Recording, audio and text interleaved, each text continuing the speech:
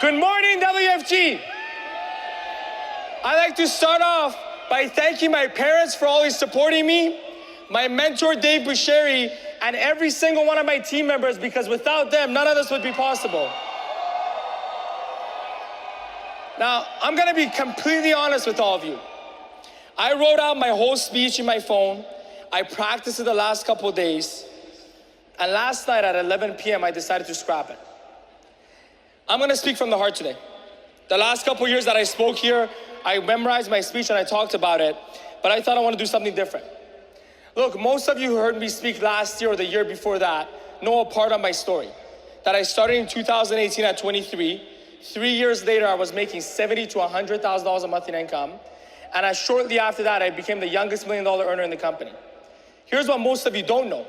I actually had my first experience with WFG in 2014 when I was 19. And I gave this thing everything I had for 2.5 years and ended up quitting. That's the part of my story I want to talk about with you today. Look, it's so easy for you to get discouraged when you hear that first part of the story and think, oh my God, how did he get such good results? How am I ever gonna be like him? But that's the problem with comparison. You don't actually know the full story. Here's the full story. I started this company when I was 19 years old, and I came into it with my only job experience being working at Starbucks for 2 months, and I was such a bad barista, the manager literally begged me to quit. It wasn't funny for her, she was literally begging. So if there's anyone here that is wondering, am I good enough for this? Can I really build a financial services business? Am I qualified to be here? I wasn't even qualified to work at Starbucks. If that's not enough, I had no market either. And whatever market I did have saw zero credibility in me. But you know what? I was committed. I was committed to changing my life. I was committed to winning. And I remember every single morning I would wake up with dread, anxiety, fear, wondering how the heck am I gonna make this thing happen? Every day I would wake up and go, where am I gonna find 3 people to talk to today? I read all the books. I listened to audiobooks every time I got in a car. And I remember I read Schwann's book, A System Builder, and he goes, stay out till 11 p.m. every day and you'll make this thing work. I'm like, okay, I'll do it. 12, 14 hours a day, 7 days a week. I drive to every single mall that was in my vicinity just to talk to some people. And then it'd be 10 p.m. and I'm like, well, I can't go home. So I will go to 5 different gas stations and talk to the people that are working there too. Some nights I would go to a hookah lounge. I don't even smoke hookah. I couldn't even afford a hookah. So I would just get a tea just to talk to the people around me. And after 2 years of doing all of that, the first year I made $8,000. The second year I made $22,000. I recruited over 100 people over that 2 years, and most of them, almost all of them, quit within 48 hours. Quitting is actually nice. They went into the witness protection program. To this day, I don't know if they're in the country or somewhere else. I got so desperate at some point that I'm like, if I can just have someone stay with me for a week, where when I call them, they actually keep picking up, I might make it here. I remember I had one team member, after 20 recruits, that actually booked a presentation with someone else, and I walked in and I'm like, I'm an agency builder. I have passive income. I didn't even have to book this meeting. Right after the meeting, they both quit together.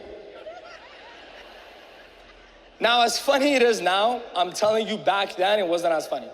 I remember coming to these conventions and I would make my way up, talking to all the leaders, shaking their hands, hoping that maybe they'll cough on me and I'll get the virus of success. And you know what I was thinking when I was sitting where you're sitting? Do they know how hard I'm working? Do they know how much I'm sacrificing? Do they know how much anxiety I have to fight through every day just to get out there and make this thing happen? Do they know that I'm a nobody that wants to be a somebody? And I promised myself, I said, when I get on this stage, I'll talk about this. Last year, I chose not to. The year before that, I chose not to. This year just happens to be the year that I'm gonna talk about it.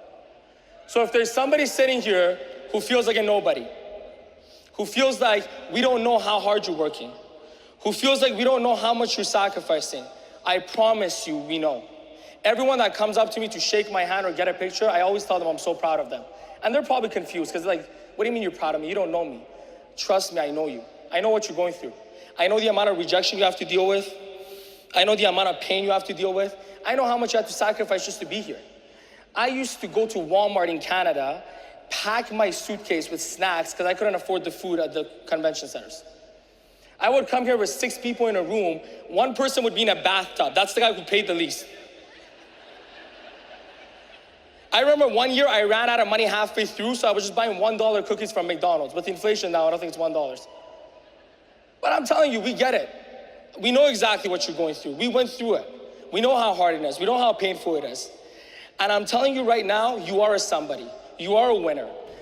That chapter of your book just hasn't come up yet. And if you stay here long enough, we can read it together on this stage. But I want to share with you just a couple pointers that I learned in that first 2 years that helped me do what I did from 2018 and onwards. Here's the first thing that I learned, and I had to learn this the hard way. Work ethic is not enough. A lot of us come into this with an employee mindset where we think we're gonna trade time for money. In entrepreneurship, you can only trade results for money. So when I was here for that first 2 years, all I did was work hard, work hard, work hard. But you know what I didn't do? I didn't out-improve anyone. I didn't out-strategize anyone. I didn't outlast anyone. I just outworked everyone. So if you wanna win, you gotta do all four. You gotta outwork, out-strategize, outlast, and out-improve.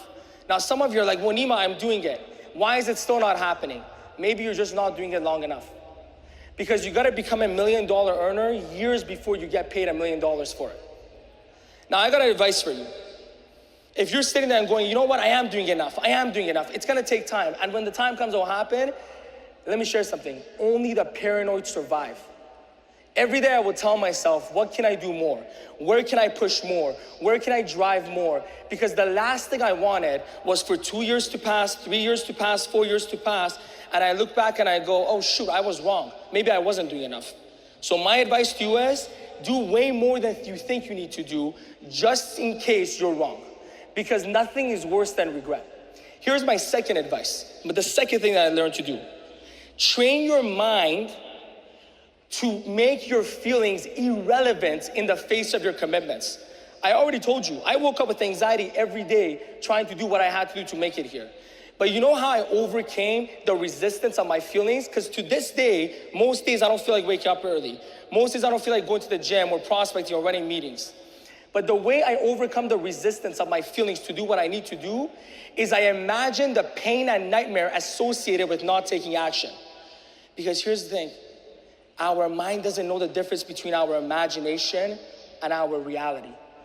So for me, I imagine the consequences of not taking action, and that's what drove me and forced me into discipline. And if you do the same, you'll be on this stage sharing your story for all of us to hear. Thank you.